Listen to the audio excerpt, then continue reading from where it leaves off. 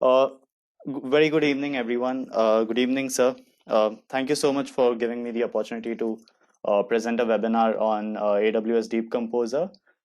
Talking about myself, I had done the MLDL course in my last semester, and I have been lucky enough to pass it, and now I am an AI intern at BMS AI Lab by Cellstrat Labs. Apart from these initiatives, I'm also an AWS Educate student ambassador. So I'm really looking forward to today's session because it deals with generative AI that's really catching up a lot in these years. And let's see where this webinar goes. I'm really excited for today's webinar. Thank you so much, everyone, for turning up. Let's learn about AWS Deep Composer. So this is essentially what a brief idea of what we will be learning today. Starting off with machine learning on AWS. What are the different services offered by AWS, and we'll just cover that up in very brief. Then we'll move on to the working of AWS Deep Composer and what exactly it does.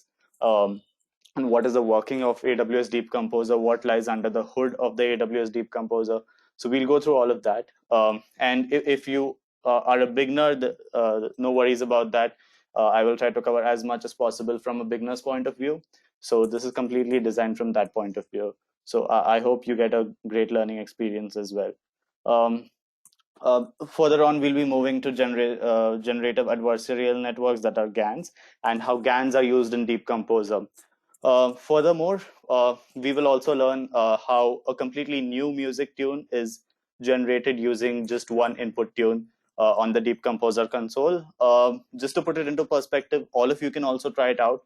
Um, AWS Deep Composer comes under the free tier, so just the tuning part, I guess, that can be done under the free tier as well. At the end of the webinar, towards the end of the webinar, we will see the working of a custom GAN model in the Deep Composer. Yeah, and that will be run in a Jupyter notebook, which will be run and deployed on Amazon SageMaker, which is machine learning as a service by Amazon. So that was just a brief description of what we will be covering today. Um, yeah, so why exactly have we chosen AWS for this particular webinar? I'll just run through very brief. I don't really want to go very deep into AWS and all of that. The general idea of having AWS for machine learning for today's webinar was because the general mission of AWS is to put machine learning in the hands of every developer. And Deep Composer is one of the educational devices that is made for people to learn more about machine learning and generative AI. So I hope we have a much more simpler experience about learning generative AI than we would have had if we had to refer to some other resources. So these are just some factoids over here. I'll just rush through them very soon. These are a list of companies that use AWS machine learning platform for their services, and that essentially tells us why uh, AWS is so powerful for their machine learning services. So these are the services. Again, because this is not in the scope of this webinar, I'll just run through these uh, very soon. Um, so starting off with machine learning frameworks, TensorFlow, MXNet, PyTorch, interfaces like Keras are can be used in SageMaker as well. When you're developing your own model, you can also get your own containers with your own code that can be run on the on SageMaker as well. Further on, moving on to the ML services, one of the broadest services and one of the most famous ones is the Amazon SageMaker, uh, which is very widely used in the industry. And we will also be using that towards the end of today's webinar. Talking about AI services, these are AI as a service, right? So we don't have to hard code on these applications. We can just give our inputs to them and they're already coded. Everything is already pre-trained and we just have to give our inputs, and according to our needs, we can just use them as and when we want for our own business needs. So these are just some of the services that I've listed up here. So I won't really go very deep into that as well. So talking about how do I get started, right? How do we get started with machine learning? And so that is essentially when we will be what we will be going through today. I hope my audio is. I hope all of you can hear me. Just a quick show of thumbs if possible in the chat, that would be great.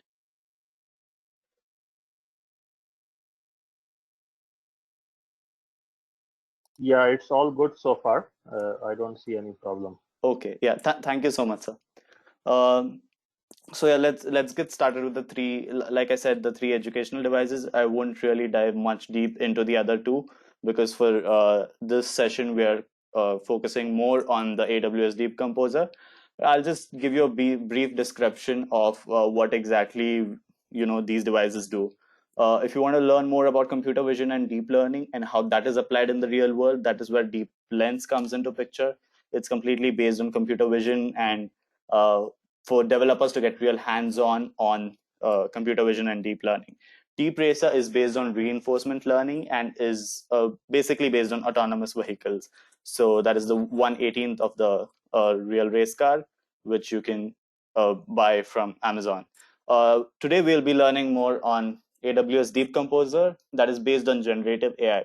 According to Massachusetts Institute of Technology, generative AI is one of the biggest advancements in artificial intelligence in the past 10 years. So, and there has to be some way that this is very complicated, right? Because this is one of the recent advancements in AI, so it has to be quite complicated. So this is just a way easier way of learning generative AI because there are not many resources to learn generative AI. So we'll just go through all of that in today's session. Um, just give me 1 minute. Yeah. So what essentially is AWS Deep Composer, right? It basically is a musical keyboard, like you can see here. That was the launch of Deep Composer. It's basically a musical keyboard that uses GANs or generative adversarial networks to generate completely new music. Now, how does it work and what really goes under the hood is what we'll be covering in today's webinar. Let me give you a brief description of what it exactly does. Um, so let's say I give an input tune that can be Twinkle Twinkle Little Star or just basic tune of probably 16 seconds or so. Along with that, I have an option of adding another noise vector that can be in the form of rock beats or pop beats, symphony music along with that, and that is when essentially I will see. Um, yeah, so that is when I will essentially see how it is working. So I'm just giving one input music track, but at the end of the output, like the output will be a completely new music tune, and that is essentially how GANs work. GANs or generative AI is used in the field where generative AI, like the name itself suggests, the output is completely new, and that is why it is gaining a lot of traction in these recent times, because it has the ability to create something new, something absolutely new, right? And in this session we'll be giving an input tune and we will see a completely new tune that we have received as an output. So that is essentially what AWS Deep Composer does. So you can give the input via the physical Yeah, keyboard. just to Yes, sir. yeah, that. So generative adversarial networks are a specialized kind of deep neural networks which have been used to train how to generate images or text or sound, right? So GANs are general generative neural networks which can generate any kind of content by observing existing content. So it can generate a painting or other kinds of arts and music and speech and video. So basically we are saying Deep Composer is a simulator, isn't it? So it's a simulator. So you are able to simulate the process of GAN using Deep Composer and hence train interesting generative models. I just want to augment that. Over to you. Yes, sir. Yes, sir. Thank you so much. That's very well put up by sir, and that's exactly what it means. And we'll see a lot more of that into action in today's webinar. So just give me 1 minute. Yeah. So this is how I'd like to explain generative AI, right? So what we'll have to understand is a basic neural network in machine learning is just one neural network, and we see the errors and we see the loss functions and how well it is performing and all of that. But if it's a generative AI, it's obviously not simple. So that obviously is not just one neural network, but there are two. In our case, there are two neural networks. One is called the generative model that you can see here, and the second one is the discriminator that you can see here in the photo. So what exactly is shown in the photo is basically a similarity between an orchestra and a conductor or coach, right? So if you've seen orchestra, so they basically play music, but the first time they play music is not the perfect time that the music is played. They need a coach or a conductor or an instructor that tells them, which instrument has to go to the right pitch, which so a particular instrument has to go in this pitch, the other one has to go a bit lower on the volume, and that is precisely how GANs work too.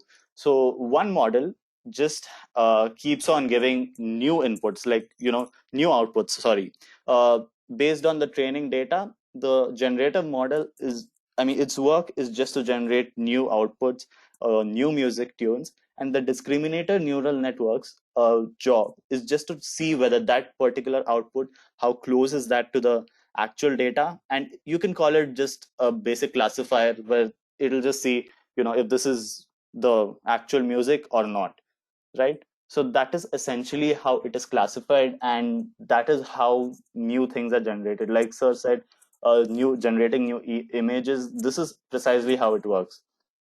So we'll see that working in. It's like a art forgery, isn't it? Like forging an art, Yes, sir. Yes. and then somebody checking whether the art is forged art or authentic art, right? Yes, sir, completely, completely.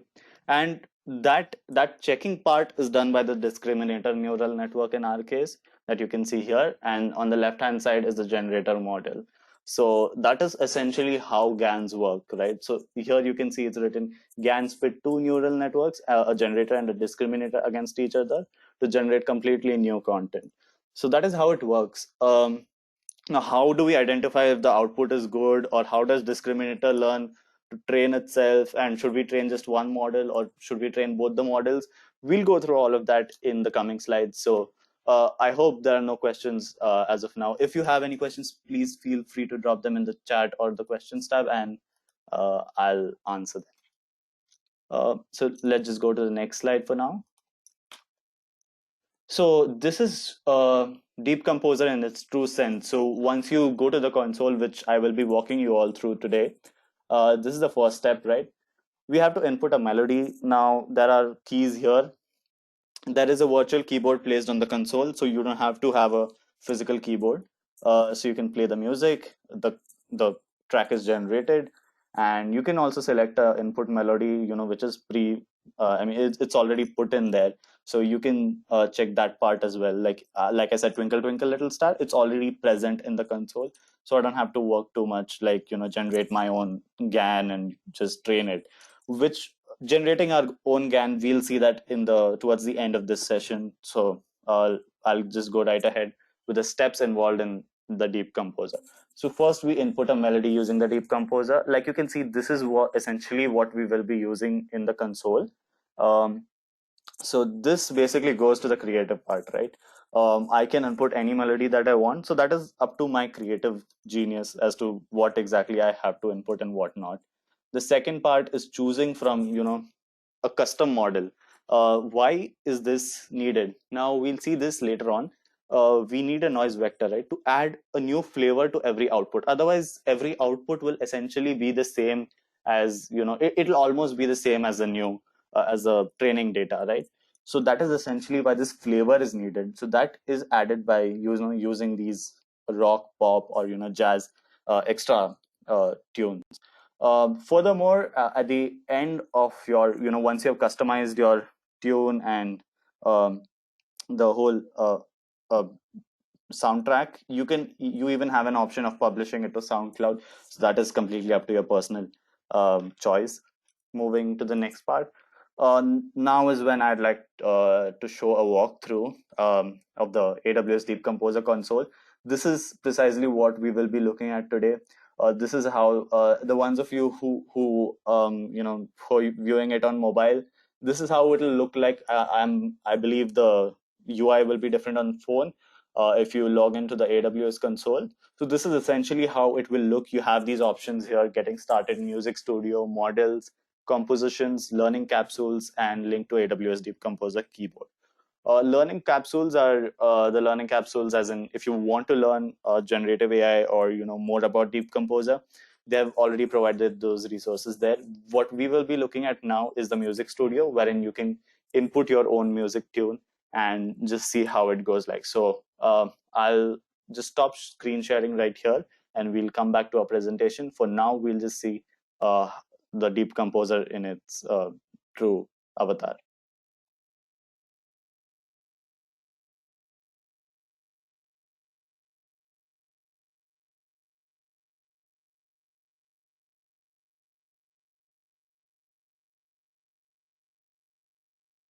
Just give me a minute. Just give me a minute.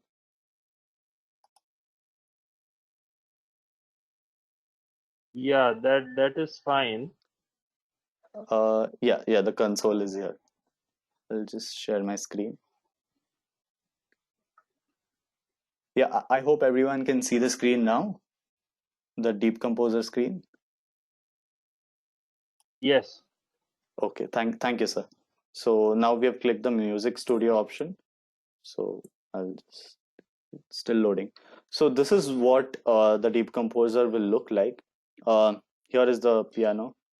So you can just press these keys here. So what I was talking about, I mean, so here we can see, right, the model, um, and the AI technique. So what we will be using here is GANs, generative adversarial networks, like I said. We will be using MuseGAN. There is also an option to use UNIT, but that for UNIT you will have to train your own GAN model, which we will be seeing later on. For now, let's see MuseGAN, which is a type of generative adversarial network that is basically trained and made only for music purposes, right? So it already has uh, we can select from model over here: rock, pop, jazz, and all of that. So I'll just choose rock for now. So we have chose, like, we chose our model parameters: generative adversarial networks, generative algorithm is MuseGAN for now, and the model is rock. The input melody that we have to, I mean, this is already here, so I don't think anything else is required. After doing all of this, you can generate the composition, and it will generate your composition. So this is essentially how it will look like. What I was talking about earlier was these things, right? So this is what the GAN does. These are added on its own. What did we do? We didn't input this part, right? And we didn't input any of this. We just chose a rock. I mean, a rock model over here, and all of these are being given by itself. And again, let me tell you, if you're thinking that this was also an input, no, it was just another noise vector that was used, for to add flavor to every input. Like suppose I have suppose I'm just using input melody as Twinkle Twinkle Little Star, then it will be, all outputs will be almost similar. But we want the outputs, as they have to be completely different, they have to be completely new. So that is essentially how it works. So let's just hear it for a few seconds. As I mean, is it similar to Twinkle Twinkle Little Star, or is it very different? So let's just see.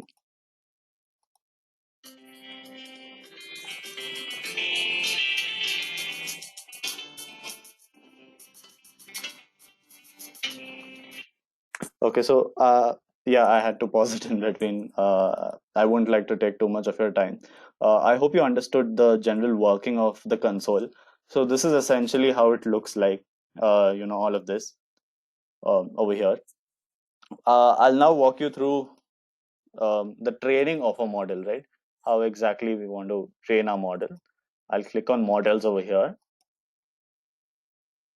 And so I have already trained two models as of now, but let me just put it into perspective. AWS also charges you if you use their services beyond a certain point of time, and it takes a lot of time, because GANs take, I mean, generative adversarial networks take a lot of time to train. Like probably the last exercise that we'll be seeing in today's webinar, that will almost take 8 hours, sorry, almost equal to like 3 days or something if you're using a normal notebook instance. If you're using a super powerful notebook instance, then that is different, but it will essentially take a lot of time. So I won't be training the model here. I will be showing you what are the different characteristics that you will be seeing of the training model.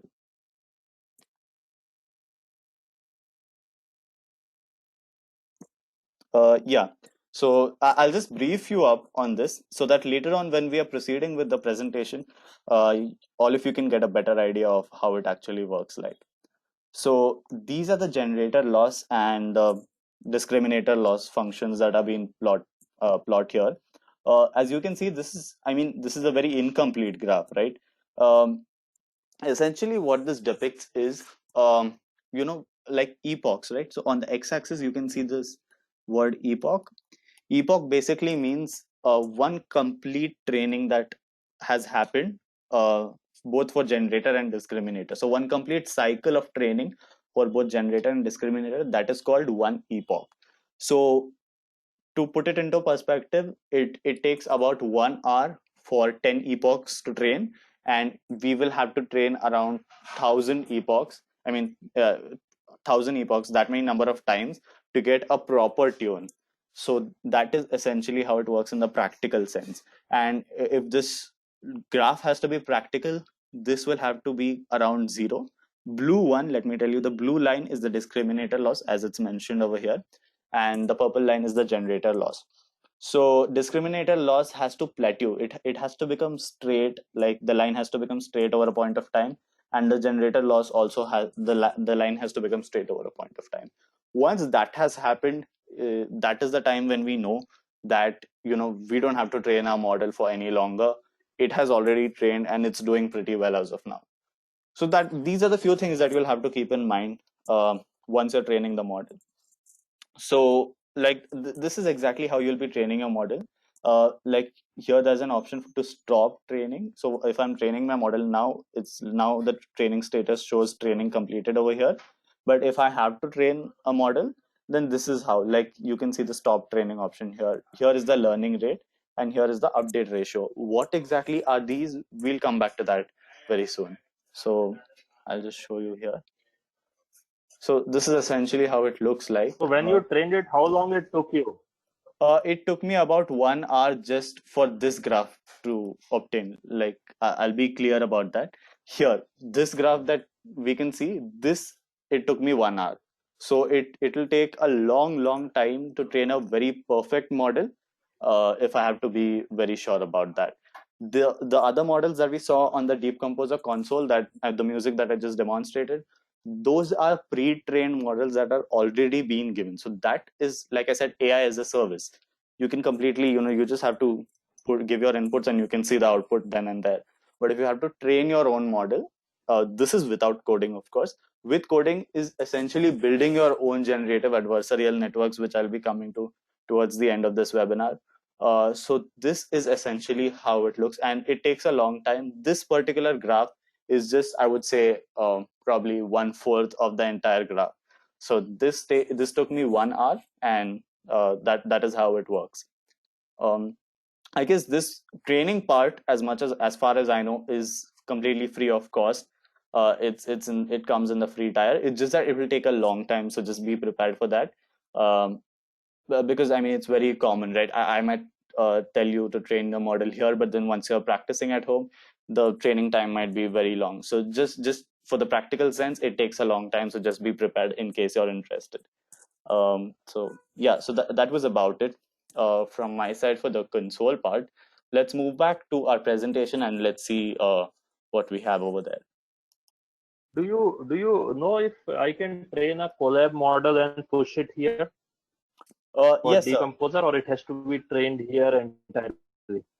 So in SageMaker, what we can do is like you already know, in SageMaker, we can use models from a Git repository. If the Colab model has been there on a Git repository, then we can automatically get those repositories in the SageMaker, and then we can deploy them on SageMaker. So that is Because how. training here will cost us a lot, right? As a commercial Yes, organization, yes, sir. AWS won't give it free. Yeah, yeah. So we'll have to pay through the node. So we can train it in Colab and then deploy as part of Deep Composer stack. Yeah, or the training, I mean, the code base can be on SageMaker. That can also happen. Like the complete code base, we can import the repository from GitHub on SageMaker, and the MIDI files, right? So they are basically just the MIDI files. MIDI files, to be clear, they are just like MP3.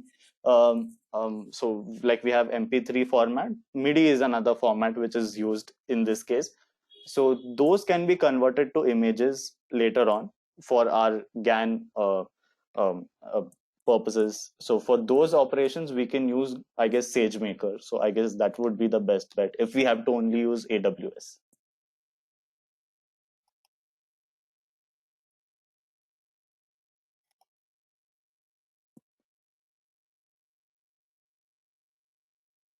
Yes, I hope that Yeah, I guess we'll answered. be discussing how a third-party data set is mapped to Deep Composer X and Y columns, right? Because Yes, sir. from what we understand in MLDL, we need an X and Y. Yes, So sir. we have to figure out how to map any kind of data set X and Y to the music aspects here, right? Because music is not X and Y directly. Yes, sir. So yeah, exactly. Like you said, so for the ones who are already familiar with machine learning, who are watching the webinar right now, you might know that if we have to work on image classification or just we have to have machine learning applications on images, then we use CNNs, that is convolutional neural networks. Uh, to get it into perspective, generative AI essentially has two neural networks, or like to be more specific, to convolutional neural networks. But all of us know that CNNs are only used for images. So how are we using them for music? That is where this thing comes into picture, which I'll be showing on very soon. Like the MP3, or sorry, or MIDI format is then converted to uh, I'm sorry, yeah, this one. So it is then converted to the image format, and how that is done is what I'll be showing on very soon. So yeah, so talking about the basic parts, so this is how artificial intelligence or AI is divided, right? So the first part is I mean, one subset of, it's not really a subset, but it's, yeah, you can say there are no other subsets for artificial intelligence, I feel. Machine learning, and under machine learning, um, supervised, unsupervised, and reinforcement learning. So these are the three types. This is how I've put it across. There can be different descriptions or depictions of this in a much more ideal way, but this is just how I've put it across, just for the scope of this webinar. So supervised learning, for the beginners who are listening to this, supervised learning is something like the input and output. I mean, the data is completely labeled, right? So the inputs are given, outputs are given, and the model just has to learn the relationship between the input and output, and that is essentially how it works. That is how supervised learning happens, and that is how supervised models work. Unsupervised learning is where generative AI comes into picture. There is the complete data is not labeled at all. It's the model's duty, is the neural network's duty to learn the underlying patterns of the data that is given, and then work on it depending on what is the desired output. Talking about reinforcement learning, reinforcement learning is basically like learning from your surroundings. To give an example, reinforcement learning is somewhat like training your dog. So if it does something good, you reward it. If it does something bad, you punish it. This is how a reinforcement learning model learns. So there are rewards and punishments given, and like I said, deep racer.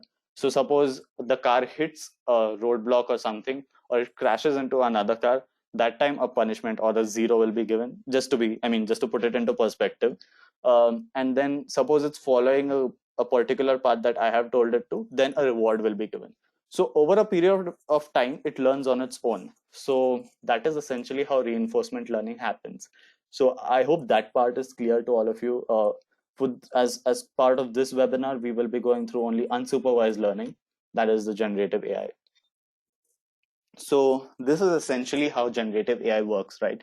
Like you can see in this depiction over here, there's one neural network. This is another neural network, and finally there's another neural network, completely different neural network. So, like I've already mentioned, generative AI is one of the biggest recent advancements in the artificial intelligence domain. and it's essentially because it has the capability to uh, generate something completely new, and it does give a tinge of creative work that can be done through generative AI, and people are quite positive about it. So the third point mentions the industry applications of generative AI.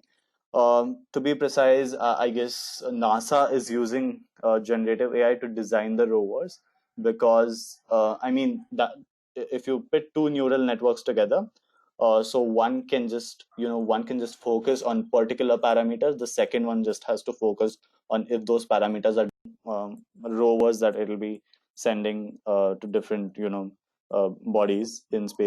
So that is essentially how generative AI is working in the industry, and it's catching up a lot. It will catch up a lot in the coming years as well. Um, Moving on to the next slide. So this is where we start learning about more of generative AI and how exactly is it working under the hood. Talking about model training with Deep Composer, like I've already mentioned, each iteration of a training cycle is called an epoch. So a complete training cycle, like one complete training cycle of training generator and discriminator both neural networks. So that one complete cycle is called um, an epoch, right? So like I've mentioned earlier, it's even mentioned here, it takes about thousands of epochs to generate a very good model, to give a very good output, right? So that can be seen very well, like sir mentioned, in the images uh, application, where GANs are used to generate new faces, or new image, completely new images. So that is when exactly we can see how the number of epochs actually affects the learning, or the output of the entire training cycle. So in our case also, it can be seen. It's just that music is very subjective to everyone. So I mean, some people can find it melody, the others can find it noise. So that is essentially how it works. Like you can see here, the loss functions are mentioned. So what exactly is a loss? To be to put it into simple words, so we have been given training data, right? So that data is completely perfect. Like I said, that data can have all sorts of tunes. It can have different, like suppose, like I mentioned, like we gave Twinkle Twinkle Little Star as the input, but there can be other similar inputs. So I mean, obviously, not all of us will know the technicalities behind the music, but I mean, when we listen to a large amount of, when we listen to a lot of songs, we can at least, I mean, we can find out that, okay, this is not really the proper tune. This is not going very well, and this doesn't sound very melodious. So that is essentially how the model also learns. So what it does is, suppose we have given an input. So generator loss basically means, um, how so discriminator, okay, let me start from discriminator's job, like I said, is to see how close, I mean, is it the real data or is it false data. So false data means the new data that the generator has produced, right? So what is the job of the generator? The job of the generator is just to produce completely new outputs that are not there in the training data, and the consequences can be that the tunes are completely different than that on the training data, or the tunes are quite similar to that in the training data, but the outputs are completely new. So the discriminator's job is to see how close this output is from the actual output, and how well this does, how well it classifies, is basically determined by the loss, the discriminator loss. So that, and okay, so suppose we have to rectify the loss, what do? We have to do something about it, right? That is when weights come into picture. So we have to have weights in so once we add some weights to the particular discriminator neural network, then the loss might decrease, the value of the loss function might decrease, and that is when we know that the discriminator is doing a very good job. In a similar way, generator also, how good is it at probably how good is it at fooling the discriminator that it is doing a good job, that the output is completely similar to that of the training data. So that is essentially how it works.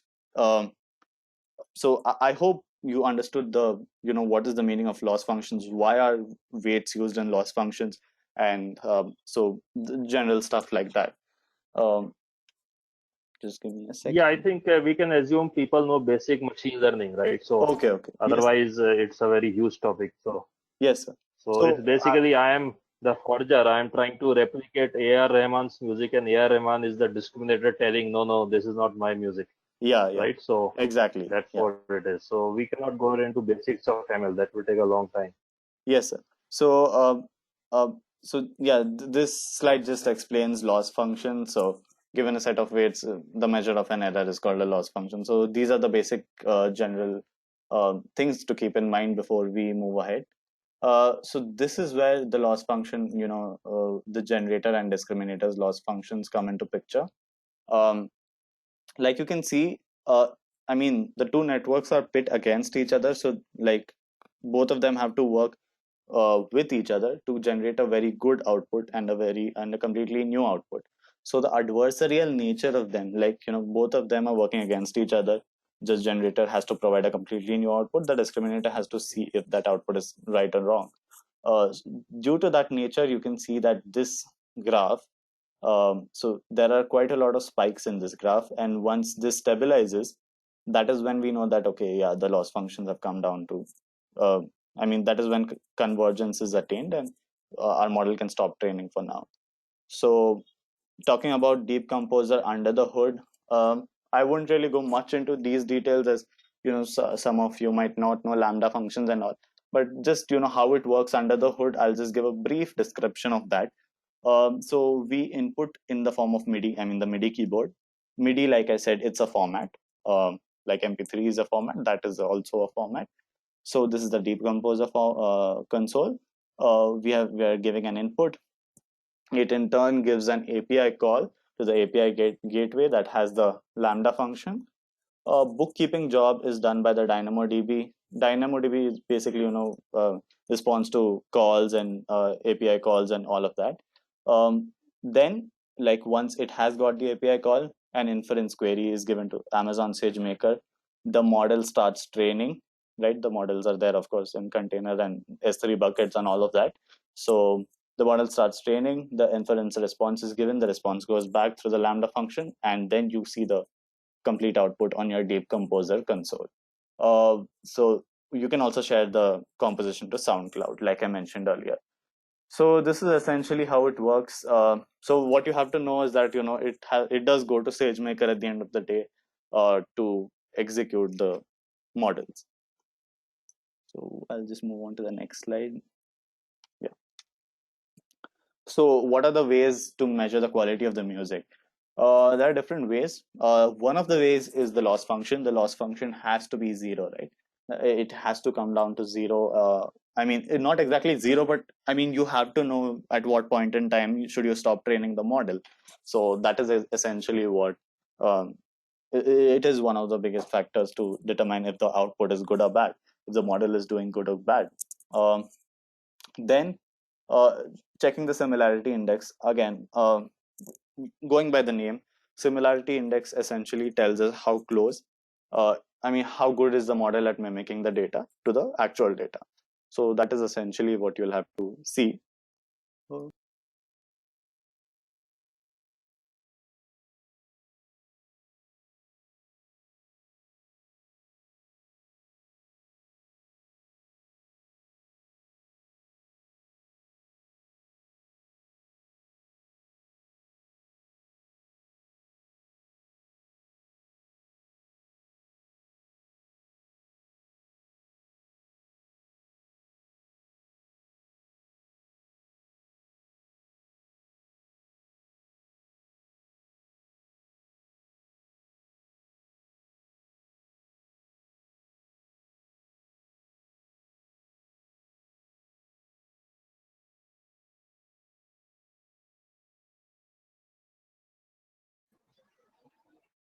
Am I audible? It is the same as what I told earlier, but it's just that it tells you more about the training, as in how the training is done and all of that. If you go through this, I mean, if you remember that, I mean, that explanation pretty well, it's pretty much the same. From Deep Composer, it goes to, an API call is done, bookkeeping is done by DynamoDB, it triggers a Lambda function, goes to Amazon SageMaker, the model is being executed, and then further on you see the output back in your Deep Composer console. So all of this is, by the way, happening in the Deep Composer AWS cloud. So yeah, I guess that's about it from under the hood of Deep Composer. Let's go a bit deep into generative adversarial networks. Like I've already mentioned, the generator and discriminator. As of now, I'm pretty sure all of you have, all of you are pretty sure about what the generator does and what the discriminator does. So, I mean, like I've already mentioned, it's a convolutional neural network at the end of the day. But how exactly is it doing? How exactly is it going? And how exactly is it going through the entire process? How is it, processing the? How is the model getting processed? We'll see all of that, I guess, in the next slide or so. So this diagram over here, it represents the working of the GAN. So essentially, like you can see the input. This is the single track input that we have given. 3 more piano tracks are added by its own, and then further on we get a completely new output, that is this generator output, right? I can see some CGV.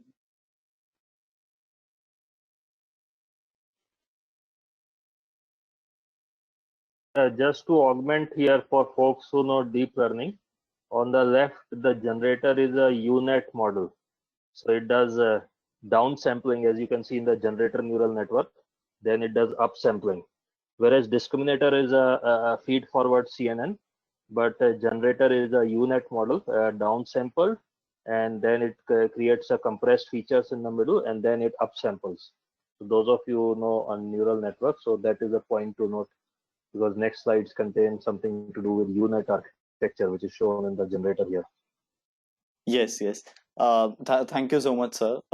Exactly. So this generator is a unit, is based on a unit architecture. And what exactly is unit architecture and all of that, we'll see that in the coming slides.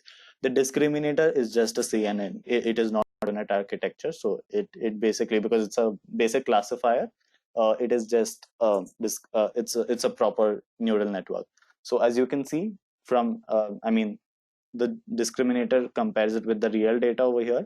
The generator's output is given over here. It compares, and then the discriminator loss is also obtained, obviously, adjusts the weight and goes back. Same goes on with the generator loss as well.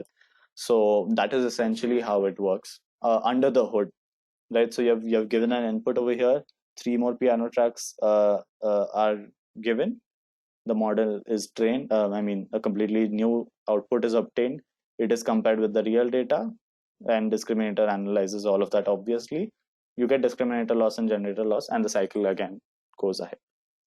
So these are the challenges that are faced, in using generative adversarial networks. It is very difficult to obtain very clean data sets. As far as I know, there are only very few data sets available, unlike the other algorithms, or sorry, like other ways of doing, like if you have to see about reinforcement learning, then that is, you can find quite a lot of data sets to work on that. But if I have to work on generative AI, there are quite a lot of data sets to work on. But if I have to talk about music data sets, then there are quite only a few, right? So that is what it is. And second point is something to note, and something that we all of us accept at AWS, that Deep Composer has not reached that level to generate good quality music, right? So you might hear music that is, borderline okay, but it will obviously not be as good as a person playing it. So that is one of the disadvantages of using GANs in Deep Composer, or Deep Composer as a whole. But GANs also, if I have to talk about it, it is very difficult to for using it for a wide range of applications. It's quite good for images, but still not for all applications. Again, complexity in defining the quantitative metrics. It is very difficult to measure that the output is right or wrong, because it's completely subjective most of the times, and it is completely up to us most of the times to see the output and judge it if it's a good output or bad. Sorry. So this is so now we are diving a bit deep into generator. So I'll just walk you through these points. So this is how a unit-based model interprets music, right? So all of us wanted the answer to, how exactly is a music, how exactly are GANs, a generative adversarial networks, being applied on music data. This is how it is being done. So like you can see, so this is the keyboard, right? All of us saw the keyboard on the console.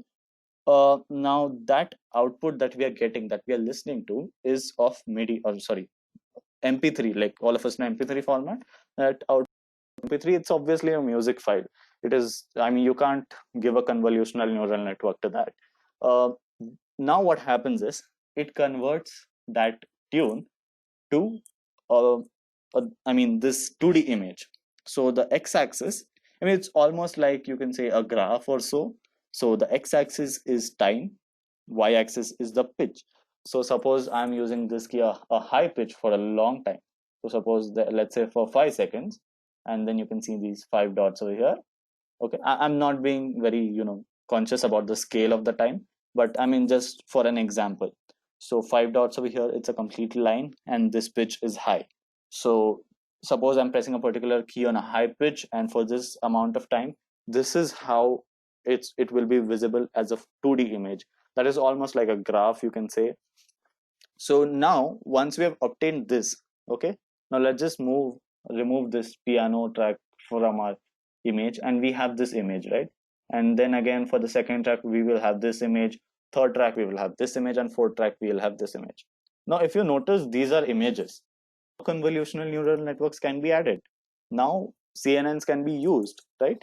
So what, I mean, that one point is to note is that, I mean, that we'll have to note is that the fact that the music output, I mean, whatever we are listening to, is being converted to images, and then CNNs are used. There's no probably, higher level of algorithm again used for working on music data. It's not that. It's just a basic CNN that is used on images, and our job is to convert the music data into images, and that is what we are doing here. So I hope that part was understood by most of you. So I'll just move on to the next slide. In this, we'll be going a bit deep into the generator network, as in, what exactly. Yeah, what I was saying was that it's a time series, right? So you're Yeah, yeah, extracting the music frames, yes, and so it's a time series on x-axis, and you're extracting music frames. Uh, and so each frame represents that one. If you see the left one, so there are 3 dots, one frame, another 3 dots, one frame, then 5 dots, like one frame. So, and each of them represents certain key press, probably, right? So there are 6 key presses in a way, or I'm trying to imagine like that. And in the next one, there are, let's say, 1, 2, 3, 4, 5, 6, 7 key presses, right? So we yes, are converting the music, we are extracting time frame, snapshots. Just like in a video, we extract image snapshots from video frames. Here we are extracting the sound frames, basically. So it's a time series. Now, on a time series, you can apply recurrent neural network or RNNs, but we can also apply CNN or convolutional neural network, which we are doing here. Now there are 4 tracks. So the 4 tracks represent what? So there are 4 different zones on the piano. Is that what it is? The four yes, tracks are yes, the 4 zones, yes, the sir. pop, So the rock, and all those. There are yeah, four. Okay. exactly. So like we just Okay. saw in the console, I'm sorry, sir, did I interrupt you? No, no, that's fine. So Okay, I okay. was asking what are the 4 tracks. So is that the rock, pop, and the jazz? There are 4 zones of keyboards. Yes, sir. Because So I'm using both the hands, right? So I could be pressing two zones at any point of time. yeah, Or with the fingers, I could be pressing multiple zones. yes, I'll just go back to the console. If that is seen, Music Studio. Yeah,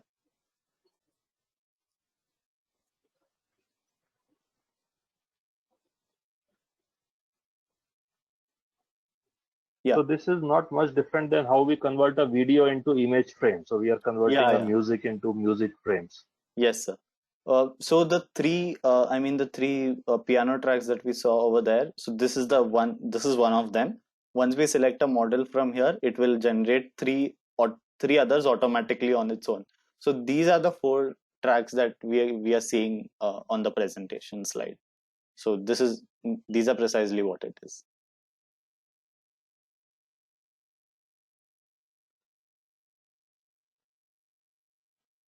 I hope that answered the question, sir. Yeah, I could be playing it in 4 modes. These are modes, right? So I could Yes, sir. be playing the keyboard in 4 modes. So the mode itself becomes an input parameter. Track 1, 2, 3, 4 are 4 modes. Yes, sir. So apart So from time series, the mode is also an input parameter. yeah, so like we see generator. Now we can choose a model rock. So now we have chosen all of this. Now if I create generate composition, three automatically will be generated. So so those are the four, I mean, including this input melody, of course. So these are the four tracks Okay. that are seen uh, in the slide. Right. Okay, sounds good. Yeah, so I'll move on to the next slide. Um, so this is when the unit architecture. The Y label is the pitch. Yes, sir. Yes, The sir. pitch is the Y. Yes, So sir. we got the X. So the pitch is the Y. Yes, sir. Okay. The pitch over here. All right. Okay.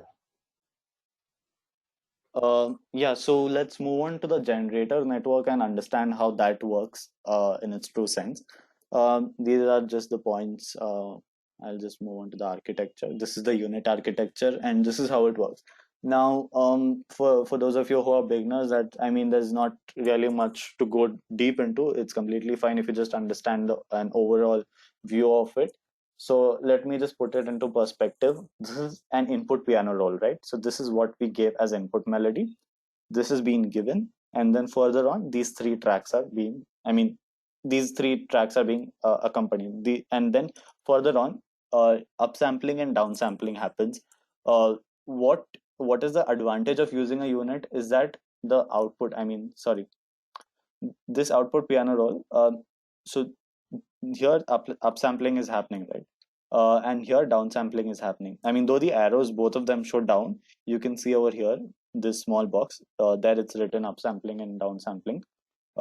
So I mean, it can completely map to these other what do you say? um, the other parameters, right? So on the ones that are on the LHS, I mean, sorry, left hand side, these blue ones, they can map to the right hand side automatically, and I mean, without going through the whole unit architecture, but it does go through upsampling and downsampling process. And furthermore, to be more clearer, I'll just move on to the previous slide. Yeah, so you can read over here that the network consists of an encoder that maps the single. Okay, just give me 1 second. Yeah, that maps the single track music data represented as piano roll images, obviously, to a relatively lower dimensional latent space, and a decoder that maps the latent space back to multi-track music data. So if I have to show that to you, yeah. So okay, wait. Yeah, here. So this is essentially what is happening here. It's being encoded, it's being decoded, and at the end you get the output piano roll. Now what we'll see is, okay, so basically why this is called a unit architecture is because of its U shape. That is essentially why it's called a unit architecture. We can move to this slide and see how a discriminator is different from a unit. So in this case, it is just a normal CNN, and I mean, it's basically, you can call it a binary classifier, but I won't really like to call it that, because what we'll be training our model for, our discriminator network for, is to give an output. I mean, the loss function in form of, like decimal or something, and then we can just compare the complete outputs. Because if it's just a binary classifier, it has to be that it is I mean, it is a fake output or it is a proper output. So that is not we will be doing over here. Instead, we will be seeing how close it is to the actual training data. So that is how a discriminator works, and this is the general architecture. Uh, yeah, so we'll see more about hyperparameters. What exactly are hyperparameters? And so if you can't really get along with the hyperparameters part, don't worry about that. We will be walking through the entire Jupyter notebook while training our generative adversarial networks.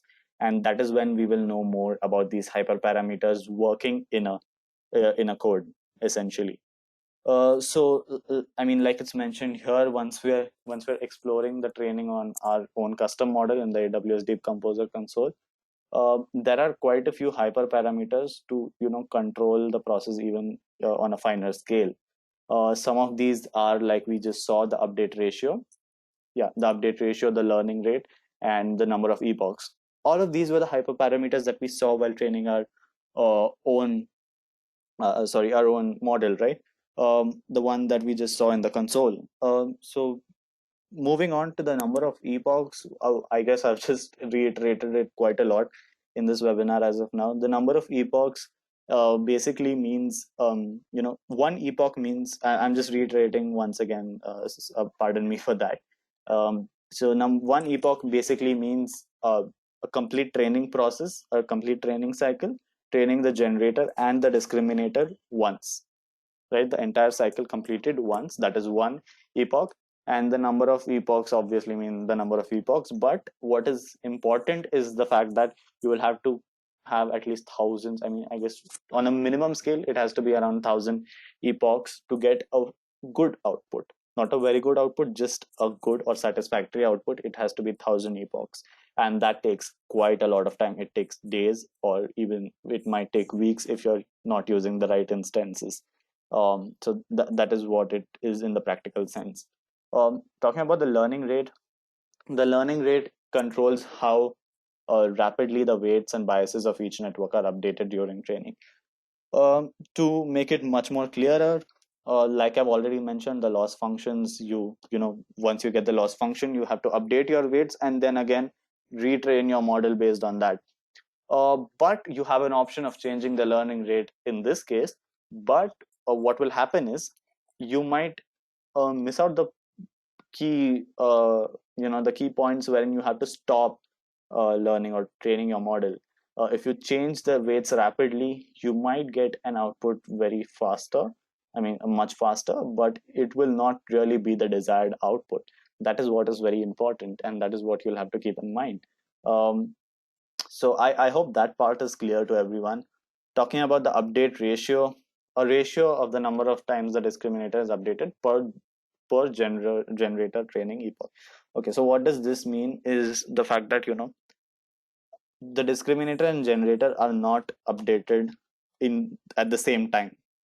The generator is updated, the discriminator sees, and if like at one point in time, the generator will start fooling the discriminator to create that. I mean, it's creating quite a realistic outputs. At that point in time, the discriminator has to retrain, has to undergo retraining of the model, and that is essentially when the discriminator is retrained. So the update ratio basically means the number of time the discriminator is updated per one generator training epoch. So that is essentially what it means. Towards the end of the presentation, I guess we have reached the end of the presentation. We are monitoring the loss function, right? So like I already showed you, I've showed this loss function, if you remember, in the console, the model that I trained. This part, what we had seen was only this part. Like, I mean, I hope you can see the cursor moving. So only the first part, like I said, but like you can see in the figure here, it will plateau. It will become straight. The graphs will become straight at one point of time, and that is when you know that for these many. And if you can see the x-axis, the parameter is epoch. So that many epochs, and if you see the greatest number there, it's 1,000 epochs. So that is essentially when you have to stop your training. The model has converged, and you don't really have to train your model further for that. So I guess that is essentially what we will be evaluating it on. There are quite a lot of other things also that we will see in the notebook, like I guess I'm just coming to that. Few measurements like the empty bar rate, ratio of empty bars to total number of bars. These are, I mean, to be much more clearer, these are almost musical terminologies that if you're looking at it, you will understand. One that we'll go through that once we are going through the notebook, right, while running the cells. So number of pitches used, how many times? I mean, the position of the pitch also matters, right? If I have to show, I'll just go back to the point where we saw these piano rolls. So if you see these images very carefully, you can see that there is, I mean, like it's not just scattered, right? It had the option of being scattered. Like it could have been just scattered. One dot could have been here, the other could have been here, the other could have been here, and so on. But it's not that. There is also a pattern over here. It's going on for quite a long for quite a long time. Then it's having a pattern. So that is what it means by the number of pitches used. That captures the distribution and the position of pitches. So like we saw, there is a pattern. Or scale ratio, this is again a musical thing. I mean, that musicians might know the number of times the key C, I mean, um, the C key is pressed while you're playing the tune. So, like if I go back to the Deep Composer console, on the keyboard you can see the keys are marked with some things, and the C key, if you know, that is quite a phenomenon in the music industry. That it is very common. It's quite common to use that key in the music. So that again is a parameter as to how many times that key is pressed or not. That so these are just a few other measurements apart from the loss functions and all of that that we saw earlier on. Okay, amazing. Now it's the lab time. Let's train our GAN model. So I'll just go back to the console, AWS console, and I'll just run the model. Just give me a few minutes. Not a few minutes, just a few seconds probably. I'll just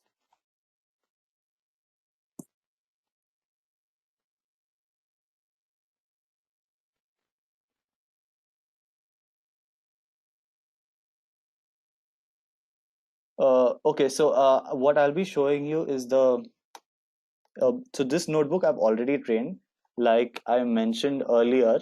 Um, I mean, it takes a lot of time to, get even a small output. I mean, even 10 epochs in 10 iterations of training in GAN, it took me about an hour and a half. So I obviously won't be taking that much of your time today. So rest assured about that. What I will be doing is I will walk you through the entire notebook that I have pre-run, right? And also the outputs might not be really great, pardon me for that, because I was also using the free tier of AWS just to get a true sense of what exactly it looks like in the free, I mean, training a model in the free tier. So I've shared my screen now. I hope you can see. Yeah, so I hope you can see the notebook now. um, so like we've gone through this architecture already, right? I mean, how the models are, um, I mean, how the training happens with the generator and the discriminator, and how the loss functions are again, uh, I mean, how the weights are set, all of that. We've gone through all of that part. So I'll be just walking you through this particular notebook. Uh, yeah. So let's just give me 1 second. Yeah. So I hope you can see this cell. So in this cell, what we are doing is we are installing the dependencies, all the dependencies that are like, we have to pip install piano roll, we have to install NumPy, TensorFlow, all of that, Seaborn, and a few other dependencies also. So we have installed them in this particular cell. In the next cell, we have imported them, of course. So that is how it's done. You can see the output over here. Yeah. So let's, I mean, these parts are not really that important. We are just configuring our environments. So let me just put it into perspective. Why is this cell different? You can see that, here it's given that os.path.join root dir 2 bar. Essentially, these dependencies were installed in some other file, and then they were being installed in this particular notebook again, but that did have quite a lot of errors. So I had to pip install all of them in the same notebook. So this is, I mean, like you can see the root directories dot slash experiments. So that is essentially what it is. So talking about data, preparation in this tutorial, like you can read in the notebook, we have used the JSB Corals dataset, which has, comprising of 229 Coral snippets. It is basically a hymn. So what do you say? Suppose I'm hymning something. I have one voice, and then three others are are giving a similar sort of hymn. So that is essentially what it means. There's a background noise by three other tracks, and then there's one noise, and then there's one voice. So that is what it means. Again, that is used because here we have four piano tracks, and we are giving one input melody followed by three other piano tracks. So that is essentially what it means. Piano roll. So here we are just getting the MIDI file. Okay. Piano rolls, we've already gone through this. Now, this is the time to be much more precise, right? So I'll just inform you, if you see, so here, the training data, you can see it's in the form of 229, 32, 128, 4. What are these numbers, right? So I'll just explain that. 32 is the number of time steps. So what is exactly 32? If you can see these all of us know by now that x-axis is the time. So the number of time steps on the x-axis is 32, and the pitch range is 128, which you can see here. Pitch range is 128. 32 is the number of time steps. 229 is the number of 229 is the number of samples of training data.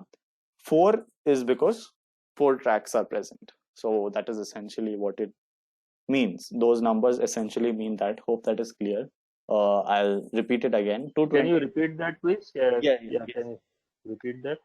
229 is the number of samples of training data that are there. Okay. 32 is the time step. So I'll be much more precise. 32, if you can see, there's no grid over here. Yeah, like you can see here. I guess this photo is much better. So you can see 32 is the time step here, right? 128 is the pitch range, so the highest pitch. Pitch range is 128. 4 is the number of piano tracks right here. So 1, 2, 3, 4, track 1, track 2, track 3, and track 4. 4 is the number of piano tracks. 29 again? Sorry, sir? Sorry? 229 is what? The number what of is 229? Yeah, it's the number of samples of our data set. I'll just highlight it here. Our data set comprises of 229 samples of 4 tracks. So it's number of samples mean number of keys. No, sir. Is 229 the number of keys? So the training data will be in this format, right? Okay. So 1, 2, 3, 4. So 4 tracks. So like that. So this is one sample. So like that, there are 229 samples. Okay. So, and all tracks are piano. So it's like that. So yeah, moving forward, this is our training data, which is again shown like what we saw earlier over here. Why is it 32 time steps is mentioned here, but I don't really think that is of much importance as of now, because all of us can see that here. You can see, okay, sorry, here you can see that there are 32 time steps. So I don't think that is of much importance as of now. So moving on to loading the data. It is very important to load the data in batches, right? If you load the entire data at one point, and like completely at once, it is not really feasible, and especially not advisable in the case of GANs, because the training will be like immense. So what we'll do is we are using a ML framework called TensorFlow in this case, and we're converting the data. Okay, I guess I missed out a point. We installed NumPy, right? So NumPy is again our data, like we have shown here, 229. So that is again, we have loaded that with the help of NumPy NumPy package. So np.load, like you can see here. So that is 229, 32, 128, 4. Now we have to load that in batches for our training. Batches basically means small samples of data, like the data is cut down to batches, and that is essentially what it means. And we are getting that in TensorFlow format. So TensorFlow batches from NumPy to TensorFlow. So that is what these cells essentially do. So loading the data as it is mentioned, right? So the data shape, if you see, it is the same, 229, 32, 128, 4, but it's just that it's not with the help of NumPy, but now we have loaded the data in terms of batches for TensorFlow. Talking about the model architecture, I guess we've just gone through this part of it just now. Right now. So I'll just talk about what are the inputs given. So like here, I guess it's explained in a much more detailed fashion. Um, so let's just see. Single track piano roll input. We know. We had given a Twinkle Twinkle Little Star in our case. So we know that is one single track piano roll input. Again, to be precise, now, in the recent examples that we saw, there were 4 piano tracks, but in our case, there were only one piano roll. The input that we gave was only one, and that was of Twinkle Twinkle Little Star.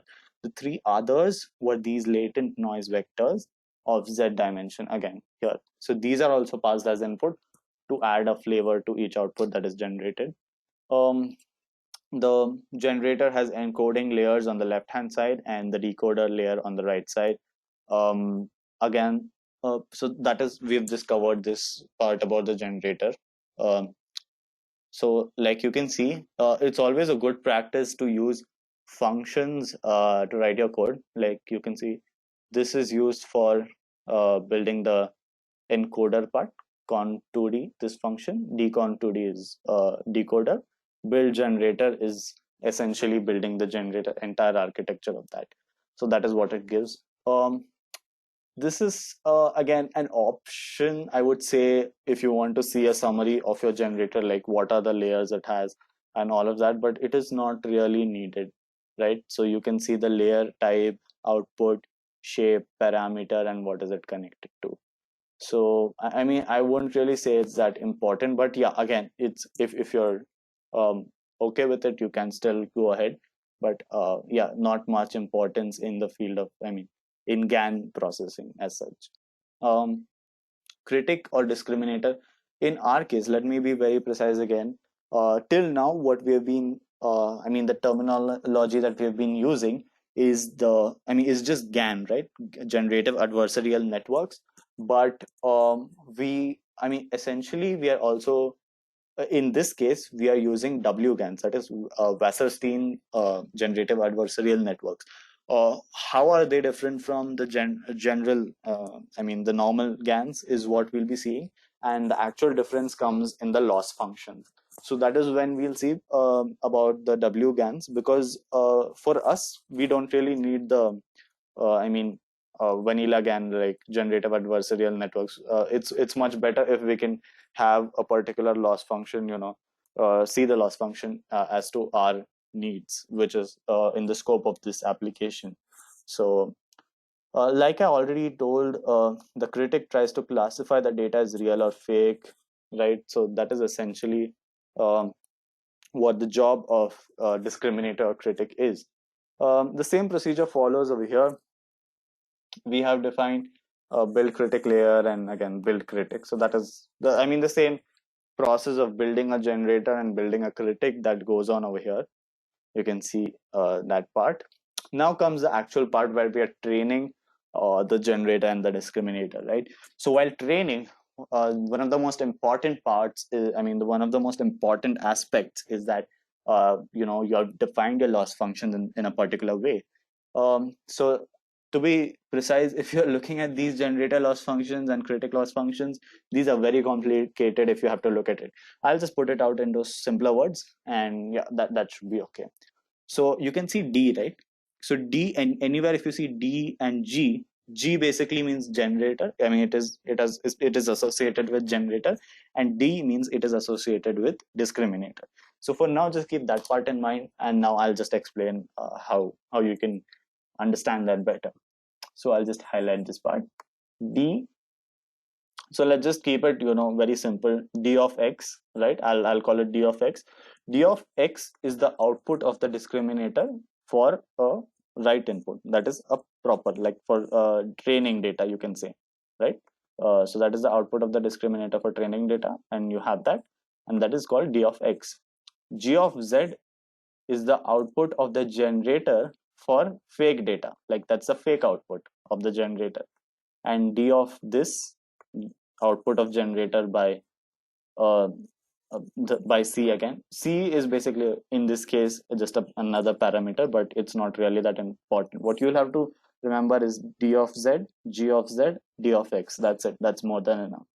So talking about the critic loss now, the output of the discriminator when a real data, or what you say, a training data is given, that is d of x, right? So g of z, like I said, for fake data or completely new output, fake output, that is called g of z. And this d of g of z is the output of discriminator for a fake output of generator, right? Now what we have to do is, what the loss function does is it maximizes this difference between the output of the discriminator for fake output of generator and for a true input. So that difference of output is being maximized by the critic loss function, and that is what we get. In terms of generator loss, it is very simple. G of z, like you already know, is the output of generator for the, I mean, for obviously fake output, and for I mean, it's just a fake output, it's a completely new output, and the discriminator loss, or the discriminator's output for that particular output of generator in a negative, with a negative sign, is the generator loss. So that is what you'll have to keep in mind. I know it's quite overwhelming, but I just tried to put it into simpler words as much as I could, and that is what we'll be using in this. So like you see, Yeah, Vassar's, that's fine. I mean, actually, this is a whole topic in itself, trying to yeah, explain the loss functions of the GAN. It's a yes, pretty complex logic, so I think we'll have to skip that in interest of time. yes, we are Basically, you are almost doing done. Wasserstein GAN. So Wasserstein GAN is a specialized form of GAN. It uses what we call as Wasserstein loss.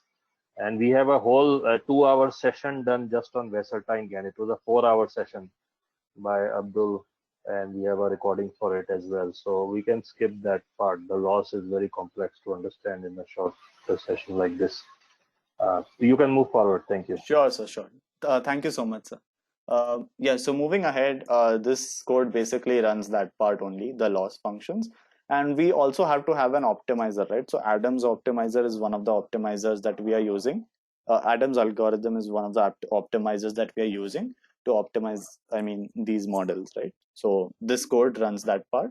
And so coming to the next step, generator train step and critic train step, I won't really go again too much in depth, but these code cells basically run the generator train step, as in for training the generator, the code, and training the critic. That code is being written in these two cells for one epoch, right? So it has not yet undergone the loss, but we have also like just trained it for one particular epoch. So this is for one particular epoch, and further on we will iterate that for the number of iterations. So like you can see here, I'll just highlight it in this particular cell. Iterations is 10. So I have run this model for 10 iterations, which I mean um, you will see that towards the end of this notebook. And yeah, so sample. So yeah, again we have just loaded 10 melody samples, as you can see in this cell's output. Um, so this here we have specified the number of iterations and update rate, as I told you. Update critic n number of times. You can see the comment over here, right? So all of that you can see. That we have included in here. Like, let me just show you. Yeah, for iteration range in iterations. This is where we have specified how many iterations it has to undergo. And then further on, the losses are also saved for plotting later. I'll tell you why they are saved. So I'll just show you. This is the graph. Now, if you remember, or I mean, if you recollect, this is not an ideal graph at all. But I mean, it's somewhat familiar, right? Because you can see this. What do you say? This C loss is, I mean, constructors. Sorry, uh, this loss is going. Generator's loss is going from. Sorry, this is critic loss. So this loss is going from I mean, from negative to it's approaching zero. As far as we know, the discriminator's loss can be zero. And but if you can look closely at this, it has a lot of spikes and it's not at all good.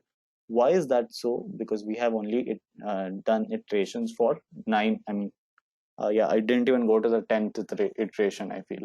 So that is what we'll have to keep in mind, right? It has to undergo thousands of iterations, only then you will see that particular ideal graph. So I mean, that is how it goes. um I'll just, yeah, so I mean, so we have gone through looking at the parameters that we'll have to keep in mind for judging the output. What is exactly that we'll have to look at? One of the things is the critic loss and generator loss. So if you can see these loss, right? So this is the value. If you can see that it is not moving, it's not changing for iterations, it is just at a stagnant point in the graph, then you know that something is wrong with the model and it's not really doing a good job. Otherwise, there are like it just spikes up abruptly and a sudden increase in the loss values. That is when you know that it's not doing properly, or it suddenly approaches zero. That is also when you know that it's not doing properly. So these are just a few things that you will have to keep in mind if you have to train the data. So if you're looking at the graph, that is what you'll have to keep in mind. So apart from that, there are quite a few other things that you can keep in mind, like we just saw this in the presentation: empty bar rate, pitch histogram rate, pitch histogram distance, in scale ratio. So we just saw all of this in the slides. It's just the same thing again over here. um, so this is when we'll evaluate our results, right? How do we evaluate, right? So we have to again see the graph again. This is the training history. It shows the losses at different points in time, and that is precisely how you'll get to know. Now this graph, just by looking at it, we know that okay, it's not done a good job. But there can be a few graphs where the calculations or the losses are quite precise. I mean, they're quite close to each other. That is when this training history comes into picture, and you'll get to know at each point in time what were the losses and all of that. So that is what you'll get to know, because we had saved the losses over here. Save losses for plotting later, right? So that comes handy at that point in time, this training history time. So these plot metrics are plot. If I have to be honest, my model didn't really do well because of the less number of iterations. But in an ideal scenario, you will see that the last four dots, they have approached this line. So this is the ideal line. The red line indicates that it is ideal. And if you can see, this is moving upwards, this second part. Um, this is moving upwards. So towards the end of it, you will see that okay, it approaches almost ideal stage. So that will only happen for 1,000 iterations or so, like I mentioned earlier. So that is how essentially you will know, right? So these metrics are being plotted earlier, like we saw. These losses and all of that help a lot in later on identifying what is if our model is trained perfectly or not. This is again very important. Like we saw for iteration 0, this is what was the output, right? For one epoch, you can say, right? For iteration 0 essentially means for one epoch. So you can see that this is ideal, the upper ones, like we saw in the earlier uh, examples. But the second part, like the second row, is not at all ideal. I mean, that is what is noise, right? So now I guess all of us have got a much more clearer example of how it will turn out and how to judge the output, whether it's right or wrong. So this is essentially how GANs work in the true sense. I guess we have reached the end of we have reached the end of the notebook. So at the end, actually, it shows the video of all your training iterations. I just have done it for one iteration, so there's not much it can display. Again, this is not a part of GANs as such, so I won't spend much time on that. So this is essentially what you'll see. So like here, if I enter 10 or something, then I'll see the for 10th iteration what was the exact uh, output, and how is that different from the ideal output and how do we judge it? So just by looking at it now, anyone can tell that, okay, it's not an ideal output at all, just so noisy. It's not at all good. And that is essentially how you'll have to judge your outputs based on looking at the ideal training data set. So I guess that's it in terms of GANs and training our models. Can you play your output? Do you have any sound produced at all? Yes, Was sir, any sound produced? yeah. I'll just show where by running which cell it'll produce. As of now, I haven't connected it because it'll take a long time to just load. And if I have to, So you haven't downloaded the sound it produced no, as it an I have, MP3 sir, but file? no, I didn't download that sadly. So I'll just Okay. share where it will produce over here. Like you can say dot display utilities dot play MIDI. So at this zeroth iteration, that will be played. But it takes a long call all the dependencies, and I have to run all the cells, all the above cells in this notebook just to get that last output. So it will take approximately 2 hours just for that part. So that is what I felt. Apologies for that, everyone. I can't really show you the actual output, but I No, hope. that's fine. So this is the free tier. If we were to use a higher grade paid tier of AWS, maybe it will be faster, right? Yes, So yes, we'll have but to that is upgrade also from the free expensive. tier of AWS. Yes, but that is also expensive, and Yes, you yes. I have mean, that to. is the reason we cannot do it. Yes, yes. Yeah. I So understand. So if at all anyone is interested in doing that, I'll just tell you what it is. I mean, the type of instance. It is ml.c5 dot mx. X large. So that is, and that costs about, I guess if you have to train and use that for 1 hour, that will cost you $1 per hour. So if you just train it takes days. So just for one day, it might cost you $24. So that is if anyone is interested, you can train your model on that. So basically that part, and in the free tier you'll get outputs like these, but So again, these will also take hours to come. This is just one iteration, by the way. yeah, the question is we can train our own model in Google Colab, which is free, and then push them here, right? So we Yes, don't have yes. to train using the AWS. We Yeah, can just push sure, the sure. code here for deployment. Yeah. Essentially, what we can do is, my inference from the question is that we can completely train the model and all of that in Colab, and we can just import that particular notebook in SageMaker and run it to see the output, if I'm not wrong. Correct. That's Yeah. what we do in our product group as well to save on AWS credits. Um, Yeah. Sorry, I was on so mute, I this was guess. quite fascinating. Quite fascinating. Are you done or more left? I'm done. I'm done for the day. Just yeah. Okay. Thank you so much, everyone. All right. So Yeah, that's it excellent from my side. discussion. So excellent discussion. So audience, any final questions for Archisman here? So Archisman, you did pick a pretty complex topic. You know, GANs are not for faint of heart. So they are fairly complex neural network models. And so explaining GAN is not so easy. It is very difficult topic to understand. And it is only for those who have, excellent deep learning expertise already. Then they get started with GAN. So GAN does come after you have developed expertise in deep learning because GAN architecture is fairly complex. And within that, Wassertine GAN is even more complex. So it was quite complex topic you picked, and Deep Composer is interesting architecture.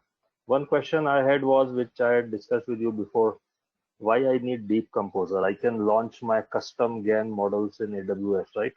Yes, sir. I mean, what does Deep Composer buy me really, apart from just, why can't I just launch my own models directly in AWS? Yeah, so one of the biggest reasons why Deep Racer, or any of these technologies essentially are important is because it sells you AI as a service. And like for free tier, I guess, just to give an example of some other AWS service, it's Amazon Polly. So what Polly does is basically you type in the words and you get the output in the form of voice.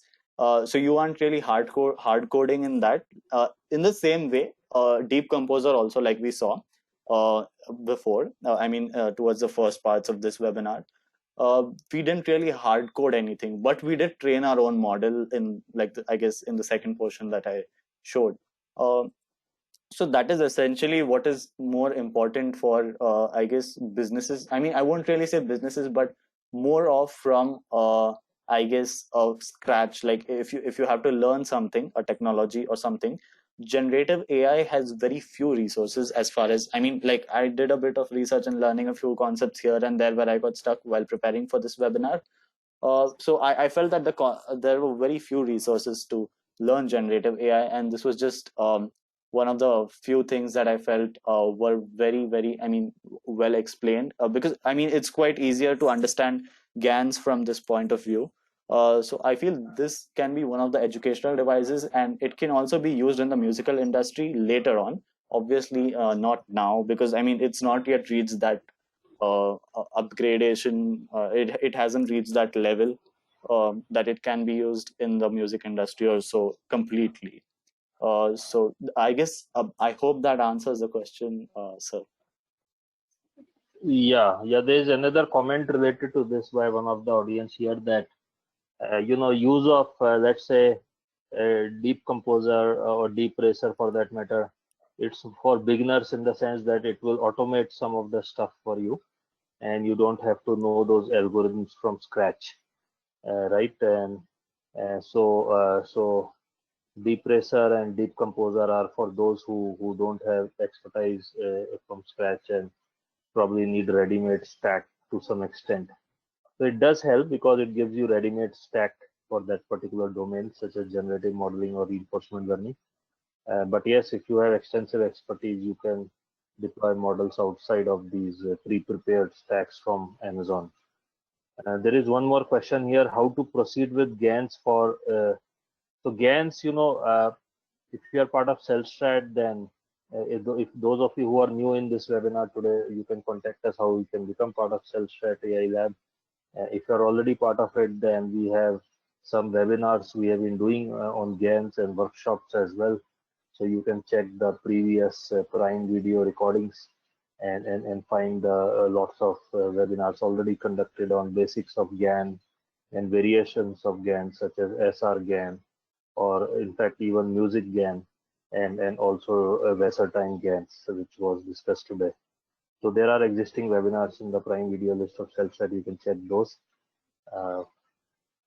We don't have a course yet for GANs, but we have covered it through multiple webinars and workshops in Cellstrat Prime videos. You can check those. Any other questions for this session or for Archisman?